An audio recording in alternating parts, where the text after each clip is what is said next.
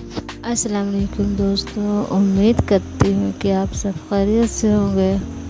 آپ کی خدمت میں ایک نئی کہانی لے کر حاضر ہوئی ہوں۔ کہانی کا عنوان ہے قربانی کا موسم۔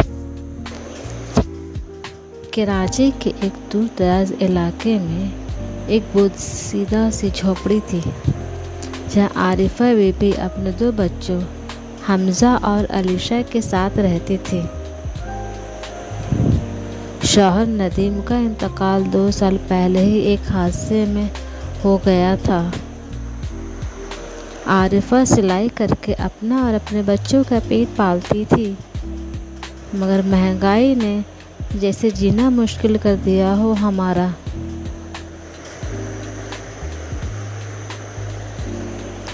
عید الاضحیٰ قریب آ رہی تھی اور پورا محلہ خوشیوں میں مصروف تھا۔ ہر گلی میں بکروں کی آوازیں، بچوں کی کہکہے اور خوشبو گھوم رہی تھی، مگر عارفہ گھر میں خاموشی تھی، اور اس کے ساتھ ساتھ اس کے گھر میں بھی خاموشی تھی۔ صرف اور صرف سلائی مشین کی ٹک ٹک حمزہ کو سنائی دے رہی تھی۔ حمزہ چھت پر بیٹھا ایک امیر بچے کے ہاتھ میں رسی تھامے پکڑے بکرے کو دیکھ رہا تھا۔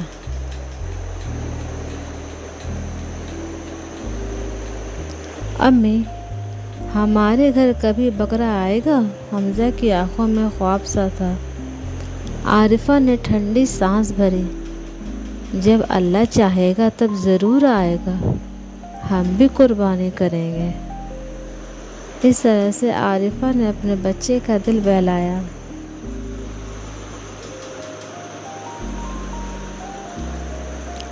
علیشہ نے عید کے لیے پرانے کپڑے نکالے اور امی سے کہا، امی جان، میں ان پہ تھوڑا سا گوٹا لگا لوں گی، جس سے یہ نئے کپڑے بن جائیں گے میرے۔ عارفہ نے مسکرا کر بیٹی کے بال سنوارے۔ میری بیٹی، تو گوٹا بنا بھی چمکدار ہے۔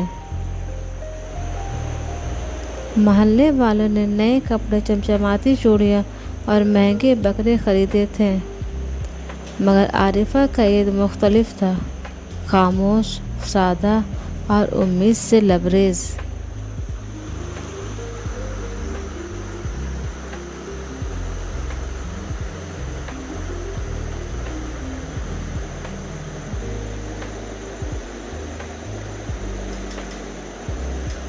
یہ الفاظ اس کے دل میں گھر کر گئے تھے۔ اس نے سوچا، کیا ہم غریب صرف قربانی کا منظر دیکھنے کے لیے رہ گئے ہیں؟ کیا اللہ کی راہ میں قربانی کا حق صرف امیروں کو ہے؟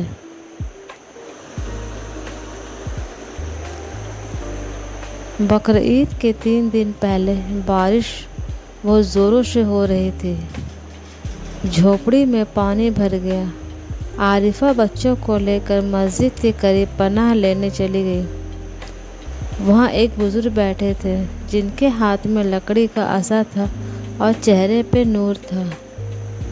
وہ بہت غور سے عارفہ اور اس کے دونوں بچوں کو دیکھ رہے تھے۔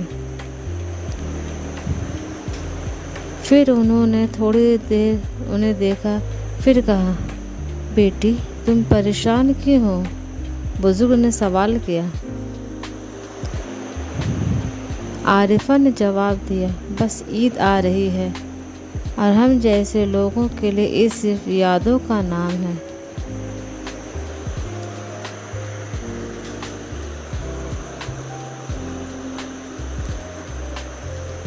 بزرگ نے آسمان کی طرف دیکھا اور کہا، بیٹی، اللہ کی قربانی تو صرف دل سے قبول ہوتی ہے۔ تمہارا صبر ہی سب سے بڑی قربانی ہے۔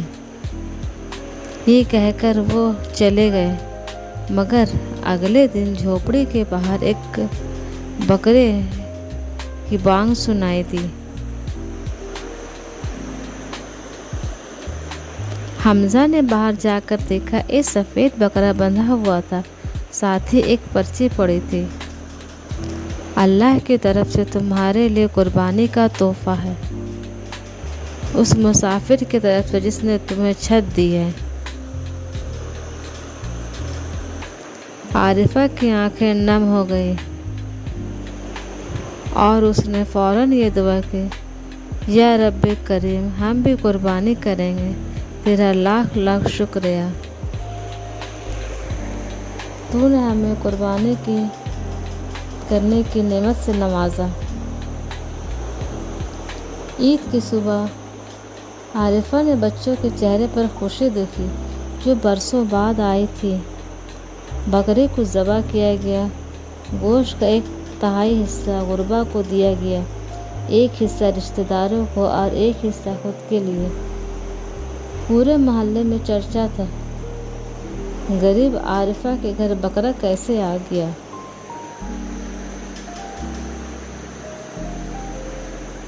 کسی کو کچھ پتہ نہ چلے، مگر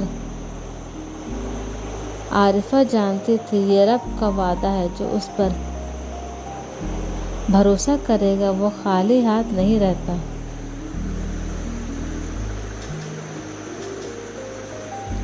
عید کی نماز کے بعد مسجد کے امام نے عارفہ کی قربانی کو پورے محلے کے لیے مثال بنا کر بیان کیا۔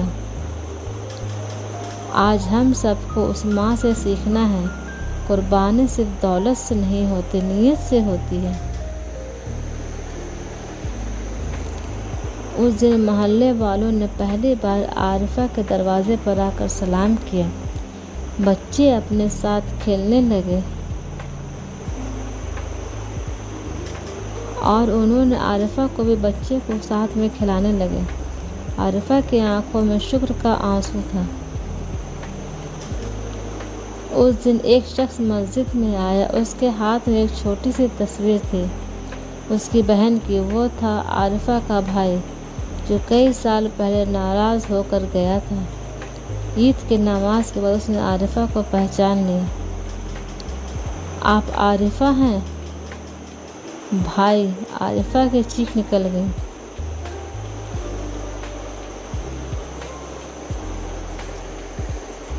وہ گلے ملے، سالوں کی ناراضی ختم ہوئی۔ بھائی کے گلے لگتے ہوئے کہا، میں نے تمہیں معاف نہیں کیا تھا، اللہ نے بھی مجھے معاف نہیں کیا، اللہ نے مجھے معاف کر دو، میں نے معاف کر دیا۔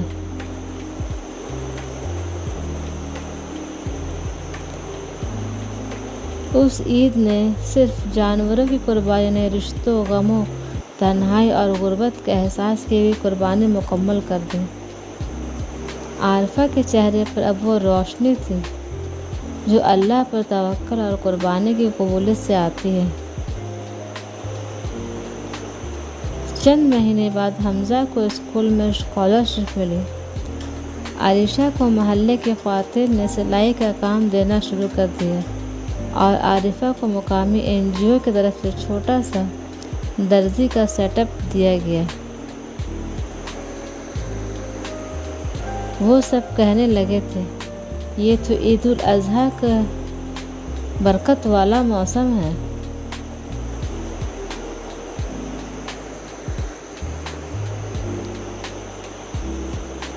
یہ کہانی اس حقیقت کو بیان کرتی ہے، اصل قربانی دولت یا بکرے کی نہیں، دل کی ہوتی ہے، اور جب نیت خالص ہو تو اللہ غیب سے راستہ نکال دیتا ہے۔ امید کرتی ہوں کہ آپ کو میری کہانی پسند آئی ہوگی۔ اگر آپ کو میری کہانی پسند آئے تو اسے لائک اور سبسکرائب، کمنٹ ضرور کریں۔ میں انشاءاللہ آپ کی خدمت میں ایک نئی کہانی کے ساتھ پھر سے حاضر ہوں گی۔ تب تک کے لیے اللہ حافظ۔